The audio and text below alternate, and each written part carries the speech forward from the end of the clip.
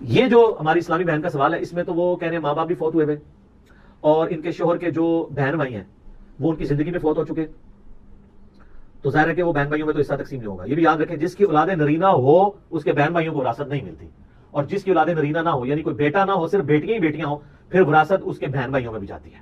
تو اب ان کی 3 بیٹیاں ہیں، تو ان کی جو شوہر ہیں ان کے بہن بھائیوں میں بھی جداد جائے گی، لیکن وہاں یہ کہ بہن بھائی تو پہلے فوت ہو چکے ہیں تو وہ ویسے ہی حقدار نہیں رہے، کیونکہ وہ ان کی زندگی میں فوت ہوئے ہیں اور وراثت مرنے کے بعد تقسیم ہوتی ہے۔ جو پہلے ہی فوت ہو گیا ہوا ہے تو وہ یہ تو نہیں وہ اپنے سے بعد میں فوت ہونے والے کی وراثت وہ لے رہا ہوگا، تو وہ تو نہیں ملے گی۔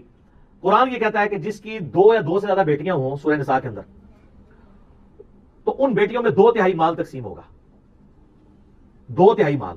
لیکن کس کے بعد؟ ماں باپ بیوی، یعنی یہ اپنا 1/8 لے لیں، ماں باپ تو فوت ہوئے ہیں، 1/8 یہ ٹوٹل رقم کا لیں آفٹر زکات اور قرض اتارنے کے۔ اس کے بعد جو رقم بچ جائے نا اس کے 3 حصے کریں، اس میں سے 2/3 حصہ 3 بیٹیوں میں برابر تقسیم کریں، اور جو 1/3 بچ گیا نا وہ اصل میں جانا تھا ان کے خاوند کے بہن بھائیوں کو اگر وہ زندہ ہوتے، اور وہ تقسیم کس طرح ہونا تھا؟ اسی رول کے مطابق جو قرآن میں ہے کہ بھائیوں کو 2 حصے، اس 1/3 میں سے 2 حصے بھائیوں کو ملنے تھے اور بہنوں کے۔ ان کے کیس میں تو فوت ہو چکے ہیں، تو ان کے کیس میں اب وہ 1/3 کہاں جائے گا؟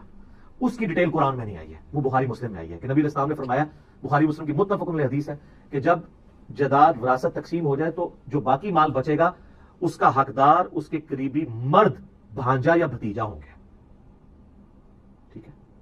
تو اس کیس میں ان کی بھانجیوں کو وہ نہیں ملے گا، صرف بھتیجوں اور بھانجوں کو ملے گا۔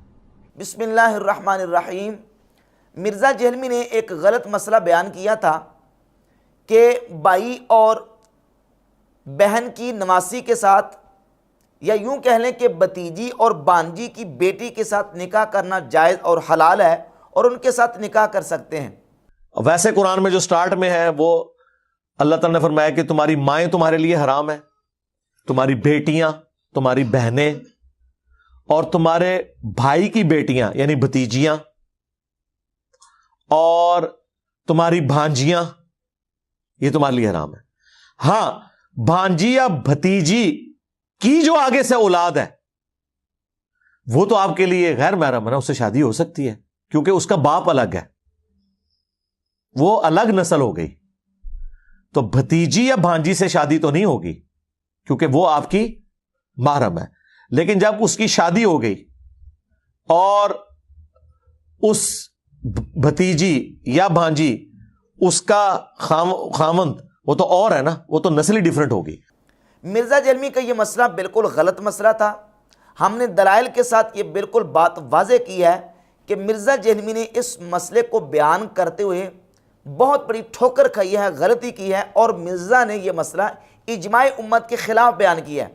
پوری امت کا اس مسئلے پر اجماع ہے کہ بھائی اور بہن کی نواسی یا بھتیجی اور بانجی کی بیٹی کے ساتھ نکاح کرنا حرام ہے۔ اب مرزا نے اس مسئلے سے رجوع کر لیا اور مان لیا کہ میرا یہ مسئلہ غلط ہے اور میں نے غلطی کی ہے۔ مرزا جہلمی کے بعض بلائنڈ فالورز یہ کہتے ہیں جی کہ ایک ہی تو غلطی کی ہے مرزا صاحب نے، اور اس غلط مسئلے سے مرزا صاحب نے رجوع کر لیا، جبکہ حقیقت یہ ہے کہ 1-2 نہیں، مرزا جہلمی کے غلط مسائل کی ایک پوری فہرست ہے۔ عقائد کے اندر، مسائل کے اندر، فقہی معاملات اور مسائل کے اندر مرزا جہلمی نے اتنی غلطیاں کی ہیں کہ اگر ان تمام کو بیان کیا جائے تو وقت ہمارے پاس تھوڑا ہے اور وہ مسائل زیادہ ہیں۔ مرزا جہلمی ویسے تو علماء کو گاہے بگاہے ٹونٹ کرتا رہتا ہے کہ علماء کو مسائل نہیں آتے، یہ کتابیں نہیں پڑھتے، ان کو تو علم ہی نہیں ہے۔ وراثت کے مسائل بیان کرتے ہوئے مرزا جہلمی نے یہ کہا ہے کہ وراثت کے مسائل علماء حل نہیں کر سکتے، ان کو تو کیلکولیٹر چلانا نہیں آتا، ان کو تو حساب نہیں آتا، یہ وراثت کے مسائل کیسے حل کر سکتے ہیں؟ یعنی یہ اس کی کیلکولیشن آپ کو بیسک چیز پتہ چل گئی تو اب آپ یہ خود فارمولے لگا کے آپ کے پاس کوئی کیس آتا ہے تو آپ اس کو کنسیڈر کر کے کافی حد تک کیلکولیٹ۔ آپ مجھے بتائیں کہ یہ مولوی کر سکتا ہے یہ کام جس کو کیلکولیٹر استعمال کرنا نہیں آتا الا ماشاءاللہ؟ جبکہ حقیقت یہ ہے کہ صحابہ اکرام رضی اللہ تعالیٰ عنہم سے لے کر آج تک وراثت کے مسائل علماء ہی حل کرتے ہیں۔ علماء نے وراثت کے مسائل بیان کیے اور مستقل کتابیں لکھی ہیں علماء نے وراثت کے مسائل کے اوپر۔ مثلا یہ کتاب السراجی فی المیراث، یہ علم میراث کے اوپر مارکۃ الآراء اور معروف کتاب ہے السراجی فی المیراث، جو کہ مدارس اسلامیہ کے اندر پڑھائی جاتی ہے۔ اس میں وراثت کے، میراث کے مسائل لکھے ہوئے ہیں پوری تفصیل کے ساتھ. علماء یہ کتابیں پڑھتے ہیں, ان کتابوں کو پڑھاتے ہیں, اور بحمد اللہ تعالیٰ یہ کتاب السراج فی المیراث میں نے مختلف اساتذہ سے تقریباً 4 مرتبہ بالاستیاب اس کتاب کو پڑھا ہے, اس کتاب کے دورے کیے ہیں, اور بحمد اللہ تعالیٰ اس کتاب کو مجھے پڑھانے کا بھی شرف حاصل ہوا ہے. میں نے اس کتاب کو اسلامی مدارس کے اندر اس کتاب کو بچوں کو, طالب علموں کو پڑھایا ہے. وراثت کے اور میراث کے مسائل میں نے بحمد اللہ تعالیٰ پڑھائے ہیں, اس کتاب کو میں نے بچوں کو پڑھایا ہے. یہ کتاب ہے جو پڑھائی جاتی ہے, اور مرزا کہتا ہے کہ جناب علماء کو تو کیلکولیٹر نہیں آتا ہے. حقیقت یہ ہے کہ کیلکولیٹر کے بننے سے, ایجاد ہونے سے پہلے علماء نے وراثت کے اور حساب کے ساتھ ان مسائل کو بیان کیا. اور اپنی حالت مرزا جیلمی کی یہ ہے کہ ایک مسئلہ مرزا جیلمی نے وراثت کا بیان کیا ہے, اور ایک مسئلے کو بیان کرتے ہوئے اس نے 3 غلطیوں کا ارتکاب کیا ہے. 1/8 یہ ٹوٹل رقم کا لیں آفٹر زکوٰۃ اور قرض اتارنے کے, یعنی یہ اپنا 1/8 لے لیں, ماں باپ تو فوت ہوئے ہیں. 1/8 یہ ٹوٹل رقم کا لیں, اس کے بعد جو رقم بچ جائے نا اس کے 3 حصے کریں, کہ جب جائیداد وراثت تقسیم ہو جائے تو جو باقی مال بچے گا اس کا حقدار اس کے قریبی مرد بھانجا یا بھتیجا ہوں گے. اس کیس میں ان کی بھانجیوں کو وہ نہیں ملے گا, صرف بھتیجوں اور بھانجوں کو ملے گا. سائل نے سوال یہ پوچھا ہے کہ ایک شخص فوت ہو گیا, اس کے پیچھے اس کی بیوی ہے اور 3 بیٹیاں ہیں. والدہ بھی فوت ہوگی, والد بھی فوت ہو گئے, بھائی بھی, بہنیں بھی, ہاں البتہ بھتیجے اور بھانجے اس کے موجود ہیں, اور اس نے قرضہ بھی دینا ہے اور اس نے زکوٰۃ بھی دینی تھی. اب اس مسئلے کا جواب کیا ہے؟ تو مرزا جیلمی نے اس کا جواب دیا. جواب دیتے پہلی غلطی مرزا نے یہ کی ہے, کہتا ہے کہ اس میت کی وراثت میں سے, اس کے ترکے میں سے, سب سے پہلے اس میت کے ترکے میں سے قرضہ دیا جائے گا اور اس کی زکوٰۃ نکالی جائے گی, مال میں سے زکوٰۃ نکالی جائے گی. حالانکہ میت کے ترکے میں سے زکوٰۃ نکالنے کا کوئی مسئلہ نہیں ہے. قرآن و حدیث میں کہیں بھی حکم نہیں ہے کہ ایک بندہ فوت ہو گیا, اس نے زکوٰۃ دینی تھی تو سب سے پہلے اس کے مال میں سے زکوٰۃ دی جائے. کوئی مسئلہ شریعت کا نہیں ہے. مثلا فرض کریں ایک بندہ فوت ہو گیا, اس نے 1 کروڑ روپیہ چھوڑا, اور اگر اس نے 10 سال کی زکوٰۃ نہ ادا کی ہو تو اس کا مطلب یہ نکلا کہ 10 سال کی زکوٰۃ 1 کروڑ میں سے بنتی ہے 25 لاکھ. سب سے پہلے 25 لاکھ اس کی زکوٰۃ نکالی جائے گی. حالانکہ غلط مسئلہ ہے, کوئی ایسا مسئلہ ہی نہیں ہے کہ میت کے ترکے میں سے زکوٰۃ نکالی جائے. مرزا نے پہلی غلطی یہ کی ہے کہ کہتا ہے زکوٰۃ نکالی جائے گی, قرضہ دیا جائے گا اور زکوٰۃ نکالی جائے گی, حالانکہ زکوٰۃ نکالنے کا کوئی مسئلہ نہیں ہے. اور دوسری غلطی جو کہ صریح قرآن مجید فرقان حمید کے خلاف اس نے مسئلہ بیان کیا ہے, وہ یہ ہے کہ کہتا ہے کہ بیوی کو 1/8 دینے کے بعد جو باقی بچے گا وہ 3 بیٹیوں کے اندر 2/3 کے حساب سے تقسیم کیا جائے گا. جبکہ سورۃ النساء کی آیت نمبر 11 کے بالکل یہ مسئلہ خلاف ہے. اللہ رب العزت نے قرآن مجید کی سورۃ نساء کی آیت نمبر 11 میں ارشاد فرمایا, یوصیکم اللہ فی اولادکم للذکر مثل حظ الانثیین. اللہ تعالیٰ تمہیں تمہاری اولاد کے بارے میں حکم دیتا ہے کہ لڑکے کو 2 لڑکیوں کے برابر حصہ دو. فَإِن كُنَّ نِسَاءً فَوْقَ اثْنَتَيْنِ فَلَهُنَّ ثُلُثَا مَا تَرَكَ. اگر وہ ساری بیٹیاں ہی ہوں, عورتیں ہوں, یعنی بیٹیاں ہی ہوں, بیٹے نہ ہوں, اور ہوں وہ 2 سے زیادہ, تو فرمایا فَلَهُنَّ ثُلُثَا مَا تَرَكَ, ان کو تم نے دینا ہے 2/3 جو میت نے چھوڑا ہے. میت کے کل ترکے میں سے 2/3 2/3 بیٹیوں کو دیا جائے گا, 1/8 بیوی کو دینے کے بعد نہیں, بلکہ ماں ترک جو اس میت نے چھوڑا ہے اس میں سے کل جائیداد میں سے 2/3 دیا جائے گا.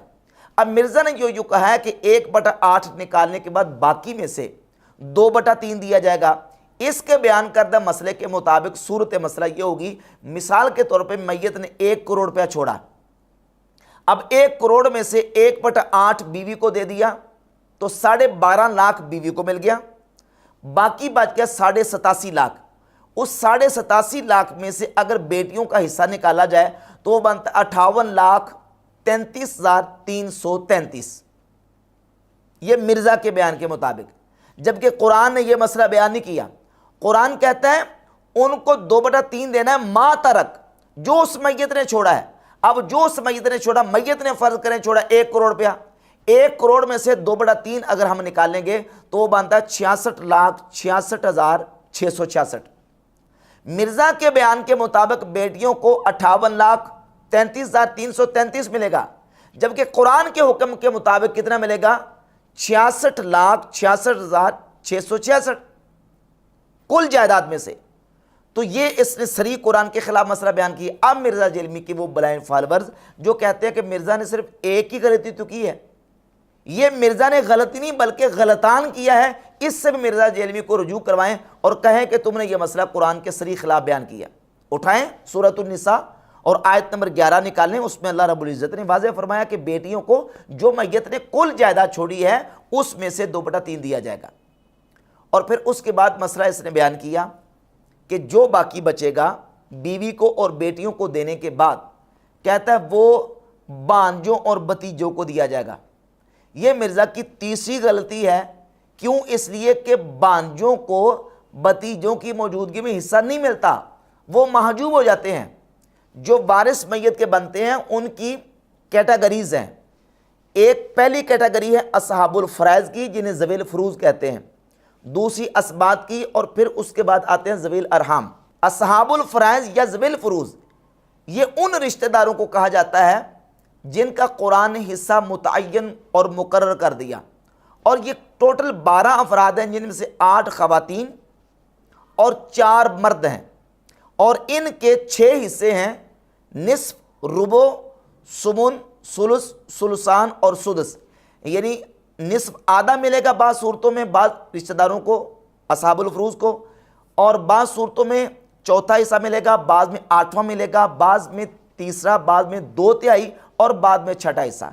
निस्फ, रुबो, सुमुन, सुलुस, सुलसान और सुदस, ये 6 हिस्से हैं कुल, जो इन 12 अफराद के अंदर असहाबुल फराइज के अंदर तकसीम होते हैं। असहाबुल फराइज को मुकर्ररा और मुतअय्यन हिस्सा देने के बाद जो बाकी बचता है वो असबात के अंदर तकसीम होता है। जो उसके असहाबुल फराइज के बाद करीबी रिश्तेदार हैं उनको दिया जाता है, जो असबात की कैटेगरी में आते हैं। भतीजे की मौजूदगी में बांजा वो ज़वील अरहाम में आता है, वो असबात में शामिल नहीं, उसको नहीं दिया जाएगा। सही बुखारी के अंदर हदीस है, नबी पाक सल्लल्लाहु अलैहि वसल्लम ने फरमाया अलहिकुल फराइद बिअहलिहा फमा बकिया फहुवा लिअौला रजुलिन ज़कर, तुम फराइज को उनके अहल तक पहुंचा दो, जो बाकी बचेगा फहुवा लिअौला रजुलिन ज़कर, पस वो उसके लिए होगा जो मैयत के करीबी होगा, रजुल ज़कर, यानी वो असबा बिनफ्से ही, जिसका ताल्लुक मैयत के साथ मर्द के वास्ते से है, ज़कर के वास्ते से, और वो भतीजा है, बांजा नहीं है। लिहाजा भतीजे को हिस्सा मिलेगा असहाबुल फराइज के बाद और बांजे को हिस्सा नहीं मिलेगा। तो एक मसले में मिर्ज़ा जेलमी ने 3 गलतियों का इर्तिकाब किया है। एक तो इसने सबसे पहले मैयत के तरके में से ज़कात का हुक्म दिया, यह भी गलत। दूसरा ये कहा कि 1/8 बीवी का निकलने के बाद बाकी में से 2/3 बेटियों को दिया जाएगा, इसमें इसने कुरान की सरी मुखालफत की और बेटियों को घाटा डाला। तीसरा इसने ये कहा कि बीवी और बेटियों को देने के बाद बांजों और भतीजों में बाकी तकसीम किया जाएगा, यह भी इसने गलत मसला बयान किया, सिर्फ भतीजे को मिलेगा, बांजे को नहीं मिलेगा।